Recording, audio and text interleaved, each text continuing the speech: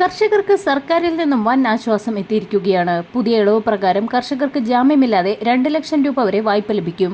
ഇതോടൊപ്പം തന്നെ പ്രധാനമന്ത്രി കിസാൻ സമ്മാൻ നിധി യോജനയുടെ വിള ഇൻഷുറൻസ് പദ്ധതിയുടെ 19ാം ഗഡുവിലും കർഷകർക്ക് ആനുകൂല്യങ്ങൾ ലഭിക്കും. ഗ്യാരണ്ടിയില്ലാതെ കർഷകർക്കുള്ള വായ്പാ പരിധി കേന്ദ്ര സർക്കാർ വർദ്ധിപ്പിച്ചു. ഇനി കർഷകർക്ക് 2 ലക്ഷം രൂപ വരെ യാതൊരു ജാമ്യവുമില്ലാതെ വായ്പ എടുക്കാവുന്നതാണ്. നേരത്തെ ഈ പരിധി 1.60 ലക്ഷം രൂപയായിരുന്നു. ഇപ്പോൾ 2 ലക്ഷം രൂപയായി ഉയർത്തിയിട്ടുണ്ട്. ഈ തീരുമാനത്തോടെ കൃഷിയുമായി ബന്ധപ്പെട്ട കൂടുതൽ സാമ്പത്തിക സഹായം കർഷകർക്ക് ലഭിക്കുന്നതാണ്.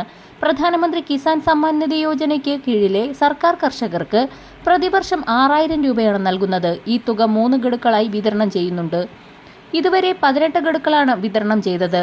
19ാം ഗഡു ജനുവരി മാസ അവസാനത്തോടുകൂടിയോ ഫെബ്രുവരി ആദ്യ വാരങ്ങളിലോ എത്തുമെന്നുള്ള സന്തോഷ വാർത്തയാണ് ഇപ്പോൾ എത്തിയിരിക്കുന്നത്.